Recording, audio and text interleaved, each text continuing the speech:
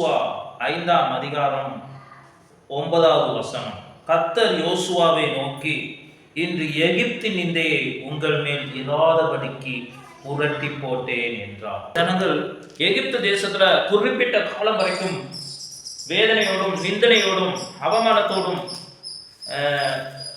அடிமைத்தன வாழ்க்கையோடும் மற்றவர்கள் பரியாசம் பண்ணவும், மற்றவர்கள் அவர்களை அவமானப்படுத்தவும், நிந்தனைப்படுத்தவும் அப்படிப்பட்ட சூழ்நிலையிலேயே காணப்பட்டு கொண்டிருந்தார்கள். அந்த அடிமைத்தன வாழ்க்கையிலேயே காணப்பட்டு கொண்டிருந்தார்கள். இவர்களுக்கு எதுவுமே இல்லை, இவர்கள் இப்படித்தான் இங்கேயே அழிந்து போவார்கள், இவர்கள் பிள்ளைகள் தலைமுறையாக இவர்கள் அடிமைத்தனத்தோடு தான் வாழ வேண்டும் என்று சொல்லி நிந்தித்துக் கொண்டும் வேதனைப்படுத்திக் கொண்டும் காணப்பட்டு கொண்டிருந்தார்கள். அப்பொழுதுதான் ஆண்டவராகிய தேவன் மோசேயை எழுப்பி, மோசே மூலமாக இஸ்ரவேல் தேசத்தை அந்த எகிப்தின் அடிமைத்தனத்திலிருந்து மீட்டு கொண்டு வந்து கில்காலிலே பாளையம் இறங்க வைத்தார். ஹல்லேலூயா. வந்து கடைசியாக யோசுவா மூலமாக யோர்தானை கடந்து வர வைத்து அவர்களுக்கு வாக்கு பண்ண தேசத்தை கொடுத்தார். ஹல்லேலூயா. அதை தான் சொல்லுகிறார் பாருங்க. யோசுவா சொல்லுகிறார், என்று எகிப்தின் நிந்தனையே, எகிப்து ஜனங்கள் உன்னை நிந்தித்த அந்த நிந்தனையை, அந்த ஜனங்கள் அடிமைப்படுத்திக் கொண்டிருந்த அந்த ஜனங்கள் உனக்கு விரோதமாக நிந்தித்த அந்த நிந்தனையை, அவமானப்படுத்தின அந்த நிந்தனையை இனி உன் வாழ்க்கையிலும், இனி உன் குடும்பத்திலும், இனி உன் தேசத்திலும், இனி உனக்கும் இராதபடி அதை புரட்டி போட்டார் தேவன் என்று சொல்கிறார்.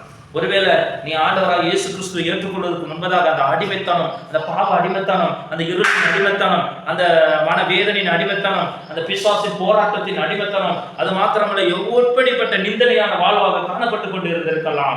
ஆனால் அவரை நோக்கி நீ பார்க்கும் பொழுது அப்படிப்பட்ட நிந்தனை இது உன் வாழ்க்கையை விட்டு போகாது, இனி உன் குடும்பத்தை விட்டு இந்த வியாதி உன்னை விட்டு நீங்காது என்று சொல்லப்பட்ட அந்த நிந்தனை உன் வாழ்க்கையில காணப்பட்டு கொண்டு இருந்திருக்கலாம். ஆனால் இயேசுவை நீ நோக்கி பார்த்து வரும் பொழுது நிச்சயமாக அந்த நிந்தனையும், அந்த அவமானத்தையும், அந்த வலி சொல்லியும், அந்த வேதனையும், அந்த வியாதியும், அந்த கஷ்டத்தையும், அந்த அடிமைத்தனத்தையும், அந்த இருளான வாழ்க்கையும், பிசாசின் கிரியைகளையும் விட்டு புரட்டி போடுவார் உங்களை விட்டு. ஹல்லேலூயா. அதனால சோர்ந்து போனாதீங்க. அந்த இஸ்ரவேல் ஜனங்களுக்கு தேவன் செய்தார். என்று இயேசு கிறிஸ்துவின் மூலமாக நீங்கள் இஸ்ரவேலராக மாறி இருக்கிறீங்க. அப்படி இருக்கிற உங்களுடைய அடிமைத்தனத்தையும், உங்களுடைய நிந்தனையான வாழ்க்கையும், உங்களுடைய அவமானமான வாழ்க்கையும், உங்களை விட்டு வெளில வர முடியாதபடி இருக்கிற அந்த பிரச்சனைகளிலிருந்தும், சிக்கல்களிலிருந்தும், அந்த வேதனையிலிருந்தும் உங்களை விட்டு நீக்கி புரட்டி போடுவார், மாற்றி போடுவார். உங்கள் வாழ்க்கையை சுதந்திரிக்கும்படி செய்வார், சுதந்திரமாய் வாழும்படி செய்வார், சந்தோஷமாய் வாழும்படி செய்வார், அமைதியாக வாழும்படி செய்வார். இந்த வார்த்தை மூலம்